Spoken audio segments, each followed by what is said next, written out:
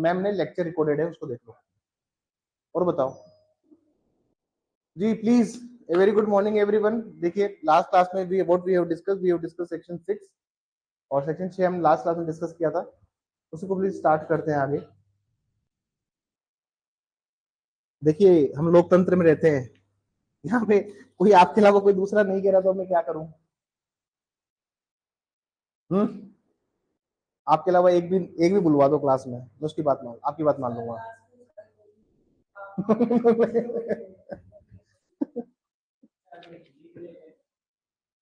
देखिए क्लास का अगर कोई भी बच्चा नहीं कह रहा है तो मैं कैसे करूं? एक के लिए तो पूरी फैकल्टी नहीं लगा सकता ना मैं।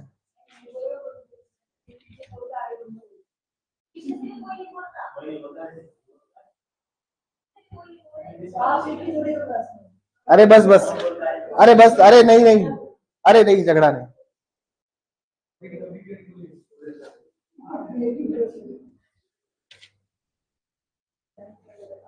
देखिए मैं हमेशा से ये मानता हूं और मेरा हमेशा से इस्तेमाल रहता हुआ है कि तुम लोग जैसे कहोगे ना वैसे मैं कर लूंगा।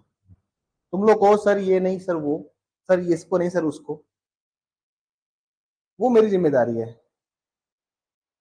ठीक है ना? वो किसकी रिस्पॉन्सिबिलिटी? मेरी। तो मुझे ही करवाना है और कौन करवाएगा? या तो किसी को बुला के करवाऊंगा या करवाऊंगा। तुम्हें पढ़ाना मेरी जिम्मेदारी है, क्लास रोज लगे ये मेरी जिम्मेदारी है, पढ़ाई रोज हो मेरी जिम्मेदारी है, टेस्ट रेगुलर हो ये मेरी जिम्मेदारी है, और तुम लगातार पढ़ते रहो एक फ्लो में, ये मेरी जिम्मेदारी है। ये पढ़ना किसकी जिम्मेदारी है? बस ये याद रखिएगा। किसका नाम लिखिए? Nair service societies.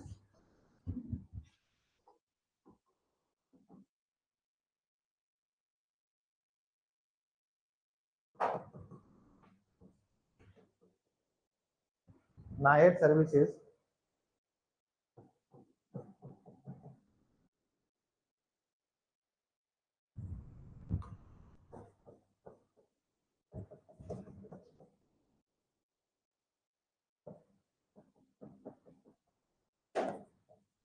Nair services society limited versus KC Alexander. कल केस लिखवा दिया था मैंने। इसमें क्या लिखवाया मैंने? इसमें कुछ लिखवाया नहीं था शायद ना। क्या लिखवाई थी मैंने इसमें?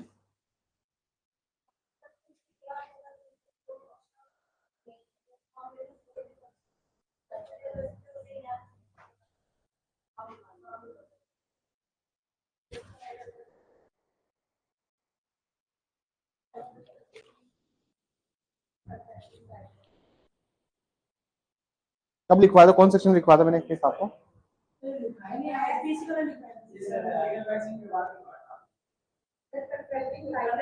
सेक्शन 5 में, 6 में?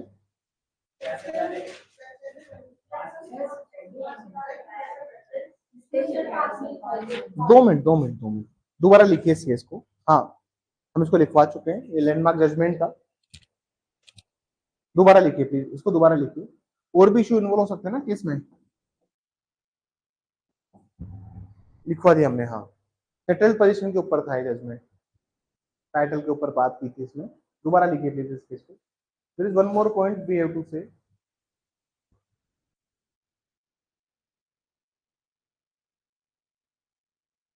केसी अलेक्जेंडर,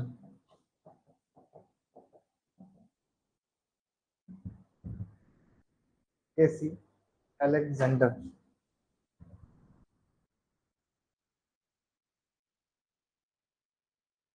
लिखिए इसमें इशू क्या था वो लिखिए, विवादक क्या है इसका, क्या विवाद है, क्या विवादक है इसमें? लिखिए प्लीज, विवादक लिखिए। What was the issue involved in this case? क्या इशू था इस केस के अंदर? लिखिए इशू, विवादक, क्या विवादक, what was the issue involved in this case? इस मामले में क्या इशू था, क्या विवादक था? लिखिए whether a suit under section 5, whether a suit under section 5, read with article 64 और 65, रीड विद आर्टिकल 64 और 65,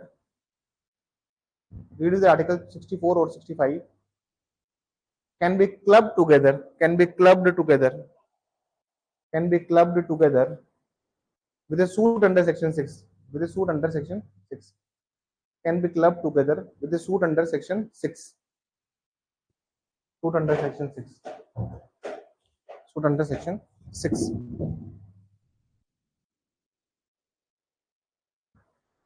whether a suit under section 5 read with article 64 और 65 can be clubbed together with a suit under section 6.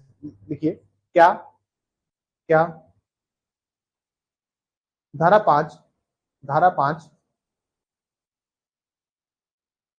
सपठित अनुच्छेद 64 सपठित अनुच्छेद 64 व 65 के वादों को अनुच्छेद 64 व 65 के वादों को धारा 6 के वाद के साथ धारा 6 के वाद के साथ धारा 6 के वाद के साथ संयोजित किया जा सकता है क्वेश्चन मार्क लगा दीजिएगा दोनों। संयोजित किया जा सकता है इस केस में ये इशू भी था, ठीक है ना सर। तो इसमें आंसर लिखिए there is no legal prohibition to do it. यहाँ ऐसा करने का कोई विधिक प्रतिबंध नहीं है, यहाँ ऐसा करने का कोई विधिक प्रतिबंध नहीं है, बट परंतु it will result into conflict of decree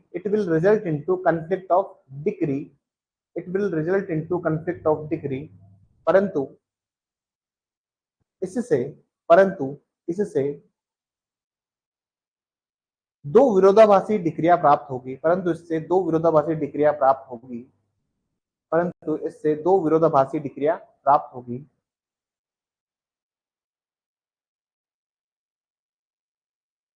result in conflict of decree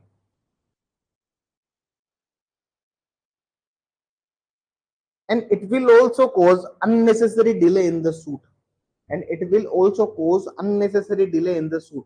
तथा इसके माध्यम से वाद में अनावश्यक विलंब भी आएगा कहने का मतलब क्या है सर, सुनिएगा, बाद में लिखना। अब सर सुनिएगा और समझने की कोशिश कीजिएगा, ठीक है सर। अपना प्यारा नंदू चाय वाला, क्या नाम है इसका, नंदू भाई को किसी ने उठा के बाहर फेंक दिया। नंदू भाई समझदार, तुम्हारे दोस्त रोज तुम शाम को पढ़ते पढ़ते अपनी चाय पे नहीं चले जाते नंदू के पास। आपने नंदू को एडवाइस करी कि भैया सेक्शन 6 में चला जा, एसआरए में, यहाँ पे सूट फाइल होगा और तेरे को प्रॉपर्टी मिल जाएगी। मतलब 100% उसमें केस जीत जाएगा अगर तूने स्थायी कब्जा बता दिया तो, सेटल्ड पोजीशन बता दी तो।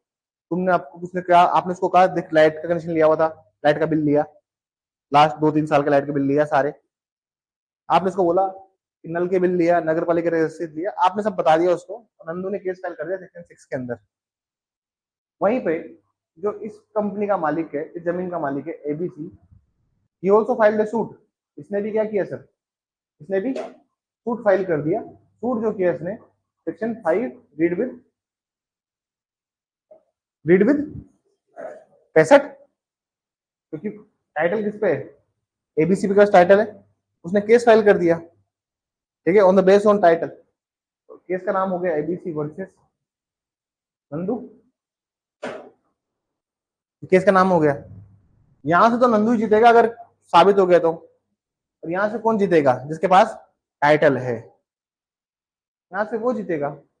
अब देखो तो कंफ्लिक्ट ऑफ डिग्री आनी सर दोनों केसेस में, जैसे कंफ्लिक्ट ऑफ डिग्री आएगी तो एक कोर्ट को रुकना पड़ेगा, इसलिए कहीं रोक नहीं है, लेकिन प्रैक्टिकलिटी में नहीं है चीज, व्यवहारिक रूप से ये चीजें नहीं होती है कोर्ट के अंदर ना, तो कंफ्लिक्ट ऑफ डिग्री आ जाएगी। फिर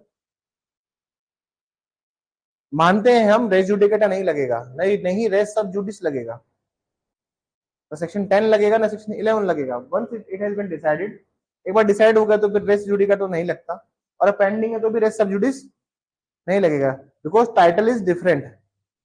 यहाँ जो सूट है वो on the basis of title गया है, लेकिन वहां पर सेटल पोजीशन के आधार पर सूट गया है।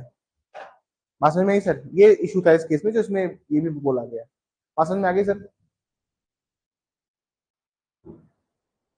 वेरियस इश्यूज थे जो डिस्कस किए, मैं इशू नंबर 2 लिखिए, विवादक क्रमांक 2, सेकंड इशू लिखिए, विवादक क्रमांक 2, इशू नंबर 2।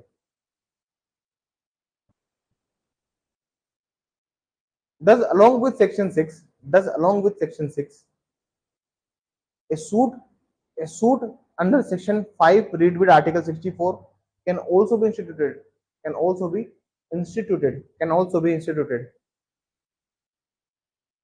दस लिखिए, दोबारा बोलिए एक बार लाइन के लिखने मैंने. Yes. Thus, along with the suit under section 6, can a suit under section 5 read with article 64 can also be filed. Can also be filed. क्या धारा 6 के बाद के साथ, क्या धारा 6 के बाद के साथ, क्या धारा 6 के बाद के साथ धारा 5 सपठित सपठित अनुच्छेद के साथ धारा 5 सपठित अनुच्छेद 64 में भी वाद संसिद्ध किया जा सकेगा. अनुच्छेद 64 में भी वाद संसिद्ध किया जा सकेगा.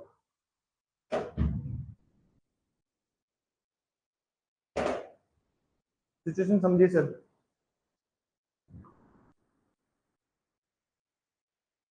नंदू निकाल दिया उसे. तुम उसको सेक्शन 6 में सूट फाइल करने के लिए बोलोगे. सब्जी मंडी मत बनाना आंसर देते टाइम. जिससे पूछो बताना. क्या तुम उसको सेक्शन 6 में सूट फाइल करने के लिए बोलोगे या फिर तुम उसको सेक्शन 5 रीड विद 64 में सूट फाइल करने के लिए बोलोगे? कौन सा सूट फाइल करने के लिए बोलोगे? कौन सा सूट फाइल करने के लिए बोलोगे? 564 में. ठीक है. कौन सा सूट फाइल करने के लिए बोलोगे? कौन सा सूट फाइल करने के लिए बोलोगे? कौन सा सूट फाइल करने के लिए बोलोगे? अरे आपने 5 क्यों बोला मैडम? रीजन बताइए इसका.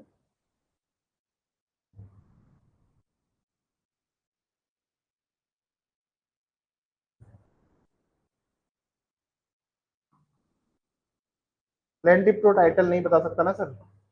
ये तो टाइटल बता नहीं सकता. तो प्लेंटिफ कौन है यहाँ पर? नंदू बस है भी तो नहीं टाइटल. लेकिन डिफेंडेंट तो टाइटल बता सकता है ना. तो नंदू हारेगा ही हारेगा. या तो आप 564 क्यों कह रहे हो उसको जाने के लिए?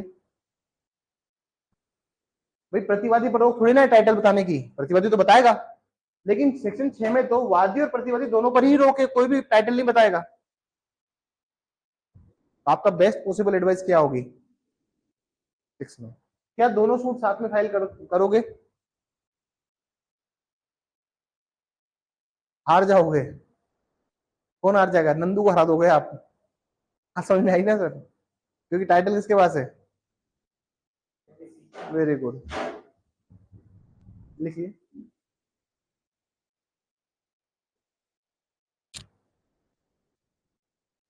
There is no need to file a suit under Article 64. There is no need to file a suit under Article 64. अनुच्छेद 64 में वाद संस्थित किए जाने की कोई आवश्यकता नहीं है. अनुच्छेद 64 में वाद संस्थित किए जाने की कोई आवश्यकता नहीं है.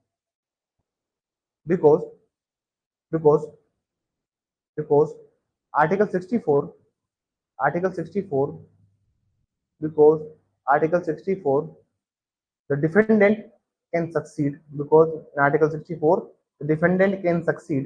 क्योंकि अनुच्छेद 64 में प्रतिवादी प्रतिवादी प्रतिवादी वाद पर विजय होगा. वाद पर विजय होगा. वाद पर विजय होगा हक के आधार पर. प्रतिवादी वाद पर विजय होगा हक के आधार पर. Because article 64 should defendant can succeed on the basis of his title. On the basis of his title. Succeed on the basis of his title. समझ में आई बात? तो जीतेगा. सब सिंपल सी बात है. तुमको कहाँ जाने का है? सेक्शन 6 में जाने का है. 6 एक ऐसा सेक्शन है जहाँ पे दोनों parties both the parties cannot raise the title.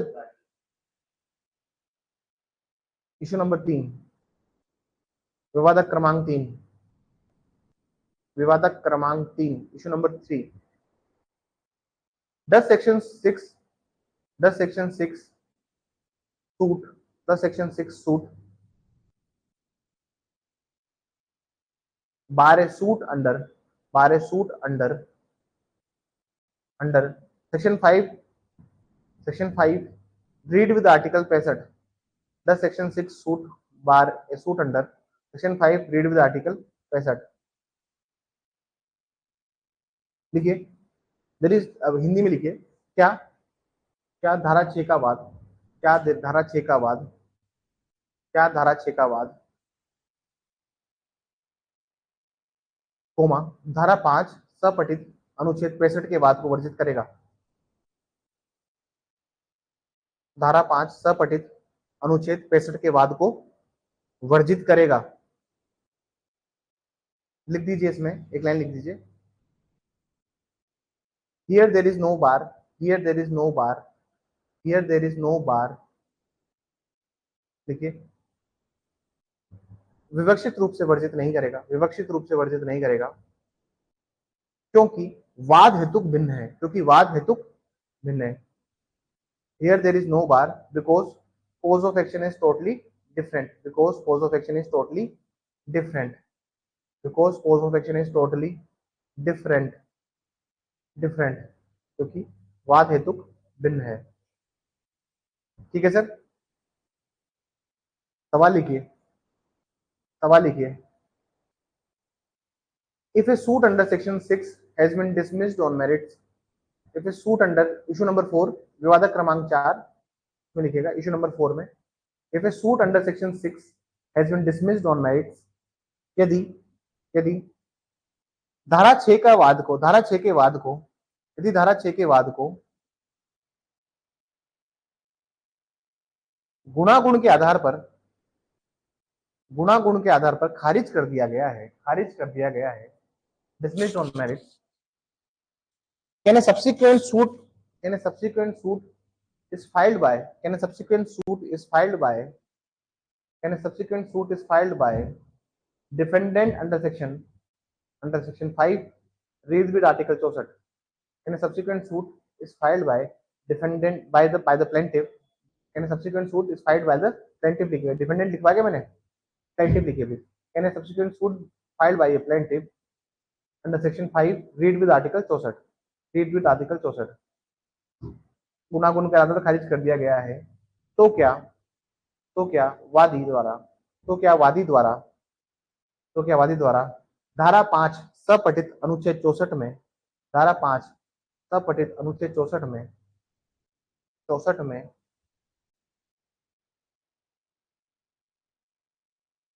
एक पश्चातवर्ती वाद संस्थित किया जाएगा, एक पश्चातवर्ती वाद संस्थित किया जाएगा, एक पश्चातवर्ती वाद संस्थित किया जाएगा, पश्चातवर्ती वाद संस्थित किया जाएगा। आप लोग जवाब दीजिए, आपकी लोग की समझ में देखता हूं कि कितना लोग आप समझते हैं। ये प्रैक्टिकल नॉलेज चल रहा है पूरा, ये टॉपिक्स पूरा प्रैक्टिकलिटी में समझा रहा हूं मैं। आप बताइए मुझे, सेक्शन 6 में डिसमिस हो गया है केस, यहाँ पर सर नंदू हार गया अपना, Nandu he lost the case, Nandu यहाँ पर केस हार गया, क्या ये वाला केस फाइल कर सकता है, कर सकता है? अरे कोई सब बोलते कर सकता है, अरे हाँ मानते हो ना कर सकता है, कौन मानता है नहीं कर सकता, कौन मानता है नहीं कर सकता? 64 में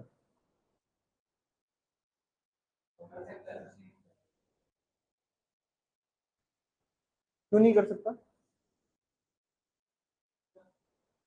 64 लिखवा है ना सवाल में मैंने आपको, अनुच्छेद 64 में क्या बात कर सकता है? अरे कैसे करेगा मेरे मूर्ख बच्चों? अरे रेस जुडिकेटा नहीं लगेगा क्या? रेस जुडिकेटा नहीं लगेगा क्या? ये किस किस टाइटल पे सूट फाइल करा था? सेटल पोजीशन के आधार पर ना, यहाँ पर भी वो किस लिए जाएगा? सेटल पोजीशन के आधार पर जाएगा, यहाँ रेस जुडिकेटा लगेगा। बात समझ में आई? मैंने कॉन्फिडेंस किया कर सकता है ना, हाँ कर सकता है। अरे तुम्हारा कॉन्फिडेंस नहीं, तुम्हारी लो की बुद्धि पे तो देखो, you can not file the suit ना। अरे रेस जुडिकेटा लग जाएगा, कैसे कर पाएगा? रेस जुडिकेटा लगेगा तो how can you do that? कैसे करेगा आप बताइए मुझे, नहीं कर सकता ना, ये बात समझिए। You to understand the peculiarity of the section ना, इस बात को समझिए, कैसे कर सकता है वो सूट फाइल? इस पर रेस जुडिकेटा नहीं लगेगा। 5 एलिमेंट्स चेक करो, same parties, title, heard and finally decided, match में हेड हुआ है, ये कोर्ट उस मामले को सुनने के लिए कॉम्पिटेंट था? हाँ नहीं था? आप बताइए कैसे लगेगा? और मैटर इशू भी सेम ही है दोनों में, दोनों में जो विवादक विषय वो भी एक ही है, कैसे लगेगा? ये 5 एलिमेंट्स देखो कैसे रेस के 5 एलिमेंट फुलफिल हो रहे हैं, मतलब रेस लागू हो रहा है यहाँ पर। अरे बात समझ में आई? फंस गए इस सवाल में तुम लोग। क्यों लगा रेस समझ में आया? तो सब कुछ सेम है ना सर, यहाँ पर भी सेटल्ड पोजीशन के आधार पर सूट फाइल हो रहा था, वहां पर भी सेटल्ड पोजीशन के आधार पर, स्थायी कब्जे के आधार पर यहाँ पे भी जा रहे थे, स्थायी कब्जे के आधार पर वहां पे भी जा रहे थे। जब आप स्थायी कब्जे के आधार पर ही बात संसिद्ध कर रहे हो तो आप इस बात को देखिए ना, how does the thing work. समझिए प्लीज इन पॉइंट्स को। देखिए ये पॉइंट्स जो अभी देखिए एडीजे का रिजल्ट आया, बहुत कम रिजल्ट रहा है, एक बच्चा पास हुआ है। अब पेपर प्रैक्टिकल आता है, आप थोड़ा सा प्रैक्टिकल पढ़ना स्टार्ट कीजिए, थ्योरेटिकल में प्रैक्टिकल पढ़िए। ये सारे सारे पॉइंट्स किस केस में हेल्ड किए हैं? ये सारे पॉइंट हेल्ड किए नायर सर्विस सोसाइटी लिमिटेड में, केसी अलेक्जेंडर वाले मामले में सारे पॉइंट्स हेल्ड किए हैं। सेक्शन 6 इनका फेवरेट है, यहीं पे नहीं एडीजे में भी फेवरेट है, बहुत फ्रिक्वेंट पूछते हैं इस सवाल को, बहुत फ्रिक्वेंट मेंस में। तो प्रैक्टिकलिटी में तुमको इतना ज्ञान दे हो जाएगा कि आज तुम आरजेस दे रहे हो, कल को मैं नहीं चाहता कि कोई एडीजी के लिए भी, लेकिन आप एडीजी के लिए भी एलिजिबल हो नोट्स के लिए। वो नोट्स इतने एग्जॉस्टिव हैं अपने, एडीजी वाले बच्चे भी अपने पास, ऐसी बात नहीं एडीजी वाले बच्चे नहीं पढ़ रहे, कुछ एडमिशन एडीजी के भी अपने पास।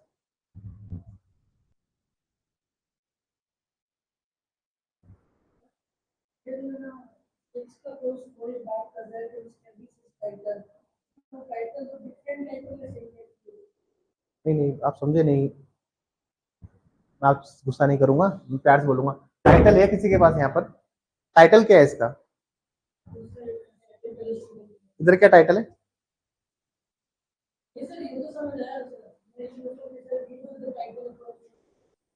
ये डिफेंडेंट के लिए बात कर रहे हैं, क्योंकि डिफेंडेंट का टाइटल डिफरेंट हो जाएगा ना, तभी तो रेस जुडिकेटल, तभी तो रेस जुडिकेटल लागू नहीं होगा। अगर टाइटल डिफरेंट है तो रेस जुडिकेटल कहाँ लगेगा? अगर टाइटल सेम है दोनों में, वो कह रहा है कि अगर टाइटल पे आप सूट देखते हो तो आप सूट फाइल कर सकते हो कहीं और भी टाइटल के बेसिस पे, लेकिन टाइटल दोनों का सेम ही है ना सर। क्या सेक्शन 6 रेस जुडिकेटा को ओवर पास कर देगा क्या? नहीं सर, टाइटल तो दोनों का अलग अलग हुआ। डिफेंडेंट का टाइटल क्या है? डिफेंडेंट को तुमने सेक्शन 6 में टाइटल नहीं उठाने दिया, ये एबीसी कंपनी थी जिसकी जमीन थी, प्रतिवादी अगर वहां पर टाइटल ले लेता अपना, लेकिन सेक्शन 6 ने तो मना कर दिया कि टाइटल नहीं रेज करोगे, तो टाइटल कहाँ रेज हो रहा है? 64 में भी नहीं हो रहा, हो तो रहा है टेक्निकली 5 65 में, 64 में तो तब हो रहा है जब डिफेंडेंट रेस करता है, प्लेंटिफ तो रेस कर नहीं सकता। तो 5 64 में कभी एबीसी वाले जाएंगे क्या? तो कभी नहीं जाएंगे। तुम्हारे पास टाइटल है, तुम कहाँ जाओगे? 5 65 में जाओगे, ना कि 5 64 में जाओगे। 5 65 समझ में आ रहा है ना क्या चल रहा है?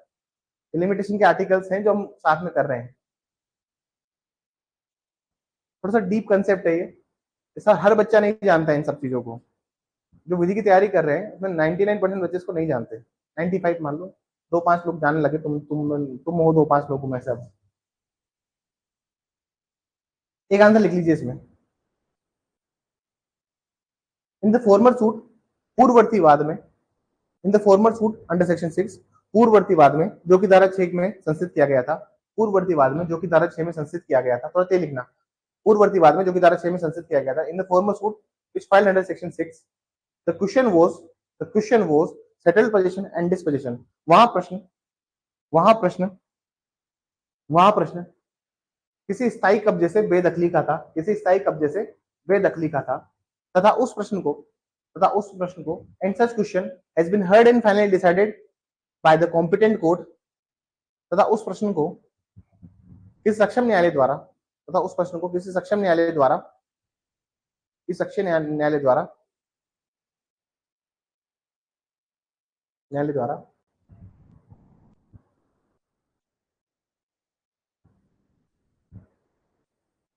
सुना व अंतिम रूप से विनिश्चित किया गया, सुना व अंतिम रूप से विनिश्चित किया गया, सुना व अंतिम रूप से विनिश्चित किया गया, and it has been heard and finally decided by the competent court,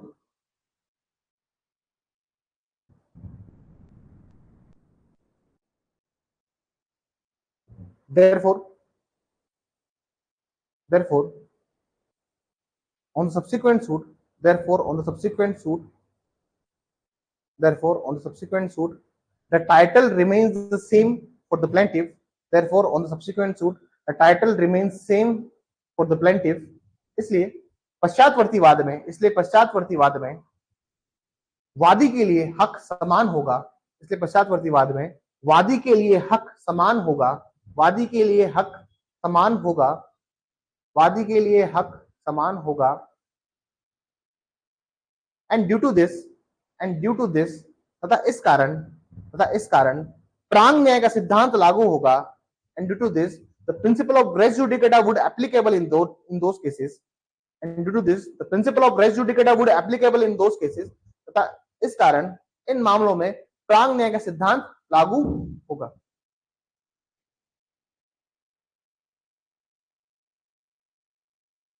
ये बात समझ में आई sir? It is clear to everyone. चलिए let's come to the section 6 समाप्त होता है। हाँ 11-12 भी लिखना आप लोग नोट्स में। क्या लिखना? 11-12 राजस्थान लैंड कंट्रोल एक्ट भी लिखना, ठीक है ना? वहां पर भी सिमिलर प्रावधान दिए हुए। कोई भी अगर किसी को इलीगली डिस्पोजेस कर देते हो, ठीक है ना, अविधि पूर्ण अगर किसी को आप कब्जे से बेदखल कर देते हो तो सेम प्रावधान कहाँ है? राजस्थान लैंड कंट्रोल के 11-12 में भी है। लेकिन 6 के साथ में 11-12 भी लिखना। लेकिन ऐसा नहीं कि 11-12 लिख रहे हो। बच्चे क्या मिस्टेक करते हैं, जो भी मैं एडिशनली पढ़ाता हूँ उस पर ज्यादा फोकस करते हैं रेदर ऑन द बैरक। पहले सेक्शन 6 का बैरक लिखिए, उसके बाद सब हेडिंग्स और मल्टीपल हेडिंग्स में सब चीजों को लिखिए। The mains is not very difficult, mains tough नहीं होता है, बस आंसर राइटिंग की अप्रोच बदलिए अपनी। मैं तो एग्जाम देना छोड़ चुका हूँ, लेकिन मैं आप लोगों से बोलता हूँ कि जब भी आप मेंस लिखें, मेंस में हमेशा हेडिंग्स, सब हेडिंग्स, इन सब में बहुत सारी चीजें लिखिए। बड़े सवाल होते हैं ना 6 नंबर वाले, उसमें अगर आप बहुत अच्छा लिखोगे ना तो 6 में से 6 भी देखे मैंने लोगों को मिलते हुए ऑफिस में। तुम्हारे ऊपर है, तुम्हारी कला है, तुम कितना स्कोर कर पाते हो। देखिए सेक्शन 5 और 6 तो थे किससे? ये थी स्थावर संपत्ति से जुड़ी हुई। लेकिन सेक्शन 6 और 7 जो है सर वो किससे हैं? सॉरी, सेक्शन 7 और 8 जो है सर ये जुड़े हुए हैं किसी जंगम संपत्ति से, किसी मूवेबल प्रॉपर्टी से। आप प्लीज समझते हुए चलिएगा और देखते हुए चलिएगा। This those provisions are not very difficult, ये आसान प्रावधान है, इसमें दिक्कत नहीं आएगी आपको, ठीक है ना? इसमें दिक्कत नहीं आनी चाहिए और ये प्रावधान बहुत प्रॉब्लमेटिक नहीं है। Those provisions are not very problematic. 7-8 जो है वो मूवेबल के लिए है। समझिए, थोड़ा समझने की कोशिश कीजिए क्या बात करते हैं 7-8।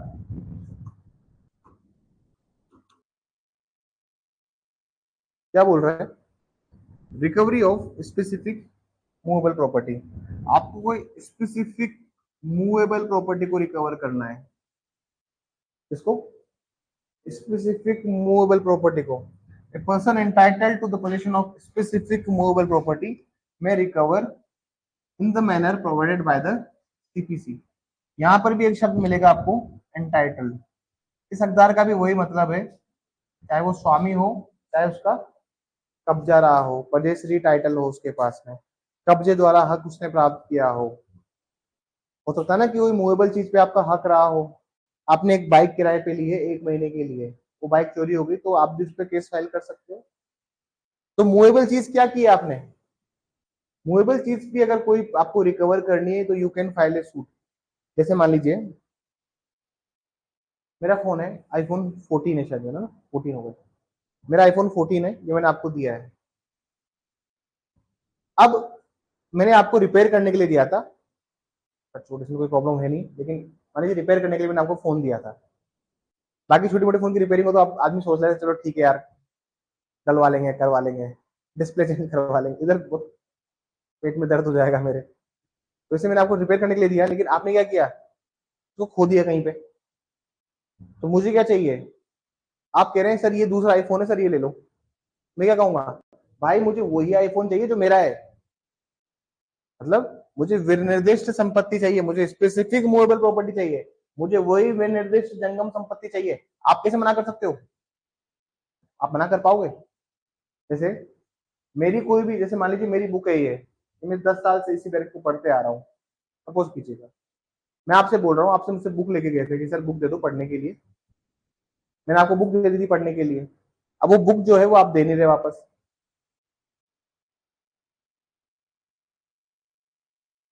तो मैं आपसे वापस लूंगा सर, तो मैं केस फाइल करूंगा यहाँ पर। सेम वही बात है सर, कब्जाधीन हक भी इसके अंदर आता है और इसके अंदर ओनरशिप भी आती है। जो हमने एंटाइटल समझा था, ओनरशिप से भी आपको मिलता है और पजेस्ट्री टाइटल से भी आपको हक प्राप्त होता है संपत्ति के अंदर। ठीक है सर, ये बात समझ में आई।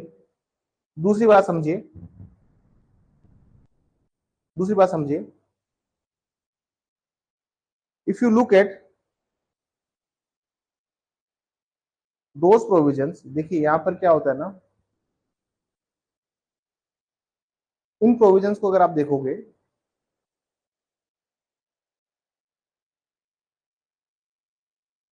यहां पर आपका राइट प्रेजेंट में है, आपको इमीडिएट वो चीज चाहिए, आपका वर्तमान में अधिकार है उस संपत्ति को प्राप्त करने का। मतलब कोई जंगम संपत्ति है, कोई मूवेबल प्रॉपर्टी है, तो आपका जो राइट है वो क्या है, वो इमीडिएट राइट है और प्रेजेंट में राइट है, मतलब अभी प्राप्त करनी है आपको संपत्ति।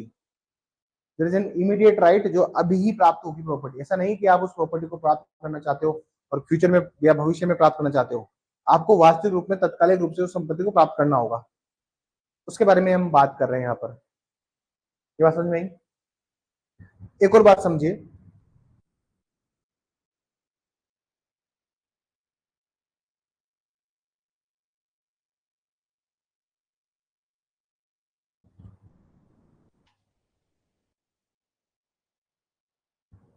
मैंने ध्यान बार बार ना मेरे बैरेट में एक सेक्शन 19 लिखा हुआ है, क्या लिखा हुआ है, सेक्शन 19, बार बार उस पर ध्यान जा रहा है। सेक्शन 19 सीपीसी का हो सकता है कि, तो मेरा ध्यान कहाँ जा रहा है बार बार, एक चीज जो आप लिखी हुई है, जब भी कोई चीज आप लिख देते हो तो आपको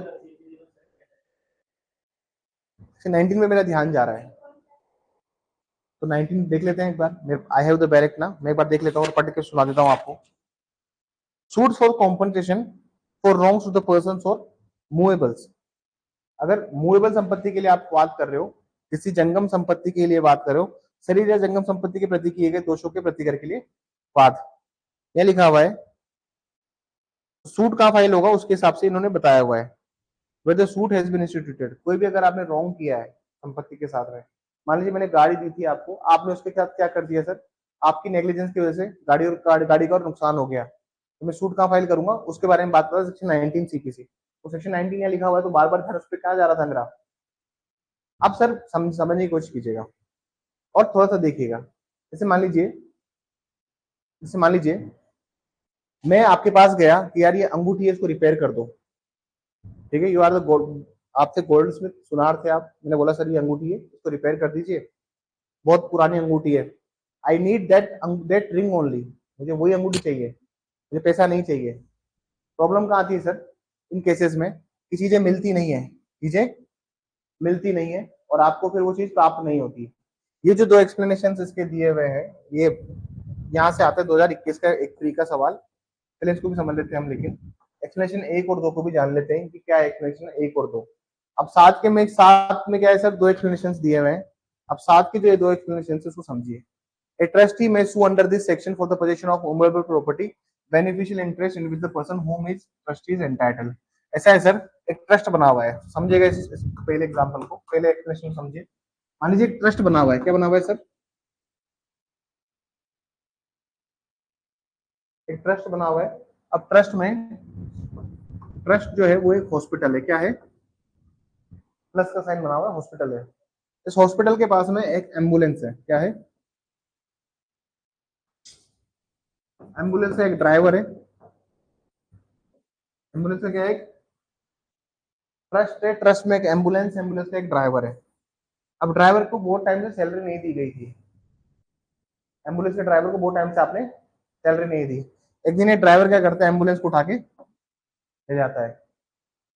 तो ये कहना चाह रहा है कि जो ट्रस्ट का ट्रस्टी होगा वो भी क्या कर सकता है, इसके अंदर केस फाइल कर सकता है for the recovery of movable property, जंगम संपत्ति सर एम्बुलेंस को।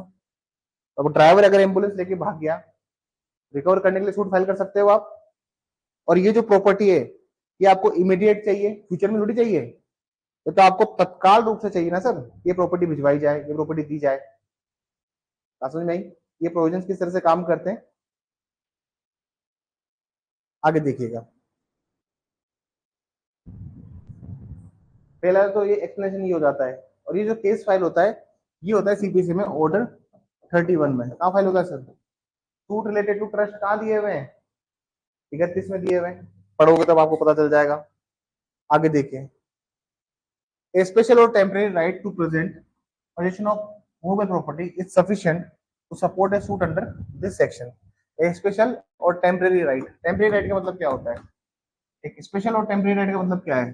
सर आप गए जूम कार लेने, क्या लगा लेंगे, तुमने कार ली थी 24 घंटे के लिए, तुम जैसे कार लेके आए, तुम्हारा एक दोस्त है जिसके तुम्हारे उधारी बाकी है, तुम्हारा नाम था ए, आपका एक फ्रेंड है उसका नाम है बी, आपने बी से एक बार 2 लाख रुपए लिए थे, अब वो पैसे वापस नहीं कर रहे हो, ठीक है, आपने उससे पैसे लिए थे, मल्टीपल टाइम इसने मांगा लेकिन आपने पैसे उसके दिए नहीं। एक दिन आप कहीं फंक्शन में जाने के लिए आपने कार किराए पे ली, जूम कार, समझ में आई बात, कार किराए पे ले ली आपने,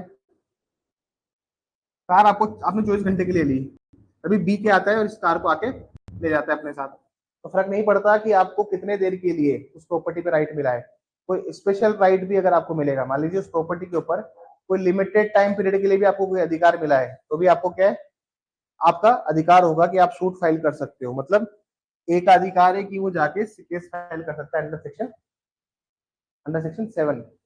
जैसे आपने बेलमेंट में पढ़ा होगा ना सर, बेलमेंट में जैसे आपने 6 महीने के लिए, अब यही कार 24 घंटे की जगह अगर 6 महीने के लिए किराए पे ली होती तो आपने पढ़ा नहीं पढ़ा, तो आप केस फाइल कर सकते हो उसके खिलाफ, ठीक है। आपने बेलमेंट पढ़ा होगा, बेलमेंट इसको क्या बोलते हैं अपन,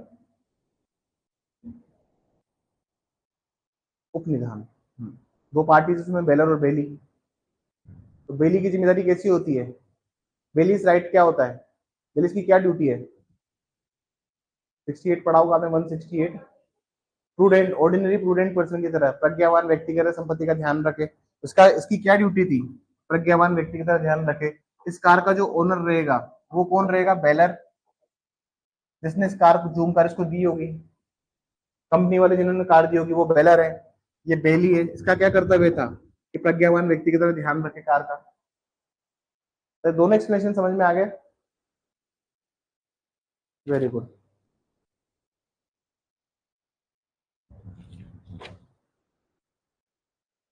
बेली के पास में भी एक राइट होता है, आप अगर देखोगे तो ये जो बेली ना, बेली इसके पास राइट है, सेक्शन 170 का इंडियन कॉन्ट्रैक्ट एक्ट, इसको बोलते हैं राइट टू लीन, क्या बोलते हैं,